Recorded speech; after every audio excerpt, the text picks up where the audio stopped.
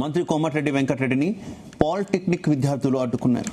Nalgonda clock tower చౌరస్తా వద్ద కోమటిరెడ్డి వెంకటరెడ్డి కాన్వాయ్ను అడ్డుకుని 97 జీవోను రద్దు చేయాలని డిమాండ్ చేశారు. పాలిటెక్నిక్ విద్యా వ్యవస్థను కాపాడాలని విద్యార్థులు వేడుకున్నారు.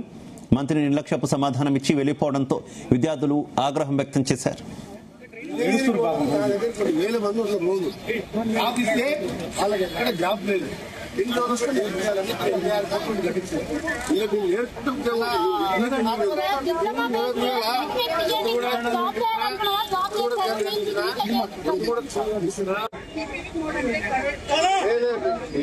బిల్డింగ్ కట్టే వరకు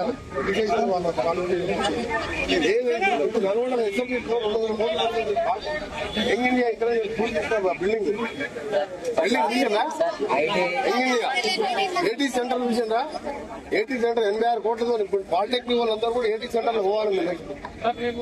చెప్పేది ఏటీ సెంటర్ 86 కోట్లతో కట్టించిన మీరు ఇక్కడికి వెళ్ళి నేరుగా మీరు పూర్తి అయిపోతే 6 నెలలు తప్పకుండా 50,000 మంత్రి కోమటిరెడ్డి వెంకటరెడ్డిని పాలిటెక్నిక్ విద్యార్థులు అడ్డుకున్నారు. నల్గొండ క్లాక్ టవర్ చౌరస్తా వద్ద కోమటిరెడ్డి వెంకటరెడ్డి కాన్వాయ్ను అడ్డుకుని 97 జీవోను రద్దు చేయాలని డిమాండ్ చేశారు.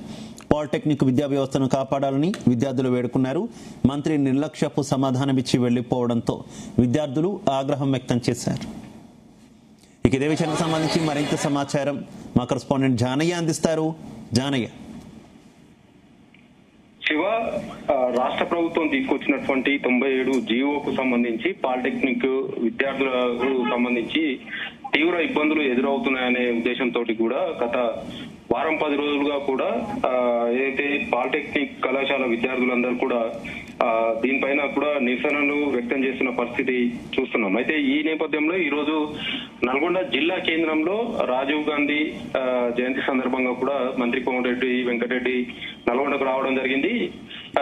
ఏదైతే ఆయన క్యాంపు కార్యాలయం ఉన్నటువంటి క్లాక్ టవర్ సెంటర్, నల్గొండ జిల్లా కేంద్రంలో ఉన్నటువంటి క్లాక్ టవర్ సెంటర్ వద్ద మంత్రి కోమటిరెడ్డి వెంకటరెడ్డికి సంబంధించి వాళ్ళు ఈ 97 జీవోకు సంబంధించి మంత్రితోటి మాట్లాడేందుకు కూడా వారు రావడం జరిగింది. ఈ నేపథ్యంలో మంత్రిని ఈ విషయం పైన మాట్లాడేందుకు వచ్చినటువంటి విద్యార్థులను పోలీసులు అడ్డుకోవడం, కాన్వాయ్ ని అడ్డుకునే ప్రయత్నంలో విద్యార్థులు ఉండడంతో కొంత గందరగోళ పరిస్థితి నెలకొంది. తీవ్ర ఉద్రిక్తత వాతావరణానికి తావు తీయడంతో కొంత అక్కడ సిచ్యువేషన్ అంతా కూడా అదుపు తప్పుతుందన్న ఉద్దేశంతో పోలీసులు కూడా ఈ విషయం పైన కొంత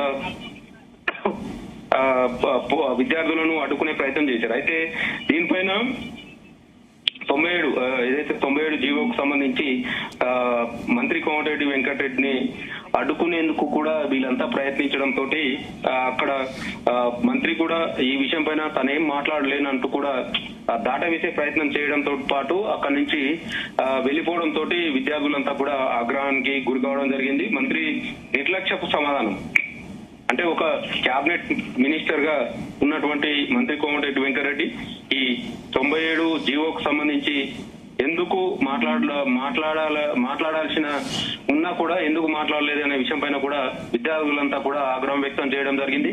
పాలిటెక్నిక్ వ్యవస్థకు సంబంధించి రాష్ట్ర ప్రభుత్వం జారీ చేసినటువంటి 97 జీవోని వెంటనే రద్దు చేయాలని చెప్పి వారంతా డిమాండ్ చేయడంతో పాటు కొంత ఆగ్రహం కూడా వ్యక్తం చేసిన పరిస్థితి చూసాం. దీంతో విద్యార్థులు ఏదైతే ఈ 97 జీవో విషయం పైన కూడా మంత్రిని కలిసేందుకు వచ్చినటువంటి వారంతా కూడా